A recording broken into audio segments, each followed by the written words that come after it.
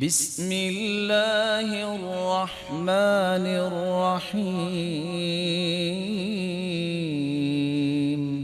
تو آپ صلی اللہ علیہ وسلم نے جب تہجد بھی پڑھنی ہوتی تو آپ جب وضو کرتے تو آپ کان یشوص فاہ بالسواک، آپ مسواک سے اپنے مبارک دانتوں اور ہونٹوں کو اچھی طرح رگڑا کرتے، اور آپ صلی اللہ علیہ وسلم مسواک سب سے پہلے بیدار ہونے کے بعد کیا کرتے۔ سیدہ عائشہ فرماتی ہے کان لا ینام الا والسواک عند رأسه، اللہ کے رسول جب بھی سویا کرتے سیدہ عائشہ رضی اللہ تعالی عنہ نے مسواک تیار کر کے آپ کے تکیے کے پاس رکھی ہوئی ہوتی۔ فائدہ کیا ہوگا؟ طیبوا افواہکم فإنها طرق القرآن، اپنے منہ کو صاف ستھرا رکھا کرو، یہ قرآن کے راستے ہیں۔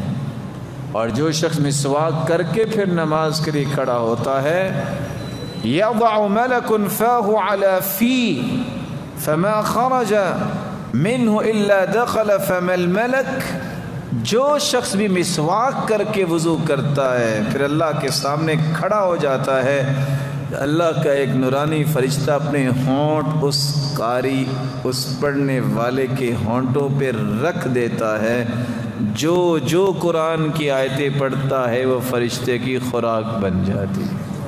اور اگر مسواک نہیں کرتا تو فرشتہ دائیں بائیں رہتا ہے، قریب نہیں آتا۔ اور حدیث میں آتا ہے نا، امرت بالسواک حتی خشیت ان ادرد، مجھے مسواک کا اتنا حکم دیا گیا اتنی بار کہ مجھے خوف لاحق ہو گیا کہ میں مسواک کر کر کے اپنے دانت نہ گداروں، میرے دانت نہ گر جائیں۔ تو ہمیں مسواک کی عادت بنانی چاہیے۔ میرے معزز، آپ ماشاءاللہ ایک ایسے دور میں ہیں وہاں برش بھی ملتے ہیں، نو ڈاؤٹ کہ آپ برش کر سکتے ہیں، میں منع نہیں کرتا، لیکن یاد رکھنا سنت کیا ہے۔ اور آج اطباء اس بات کو بیان کرتے ہیں اور کریں گے رہتی دنیا تک، جو مسواک کا خاصہ ہے کبھی وہ برش میں پیدا ہو سکتا نہیں۔ اور خصوصاً آپ صلی اللہ علیہ وسلم نے وَلَوْ سِوَاكًا مِّنْ أَرَاكَ، جو پیلو کے درخت کی مسواک ہے اس کا وصف بیان کیا۔ اور آج ڈاکٹر اس بات پہ مجبور ہوئے ہیں کہنے پہ کہ پیلو کی مسواک سے جو انسان کے مسوڑوں کی بیماریاں وہ ختم ہو جاتی ہیں، انسان کی فصاحت و بلاغت جو ہے برقرار رہتی ہے، انسان کے کسی قسم کے جو انٹرنل بیماریاں ہیں وہ ختم ہو جاتی ہیں۔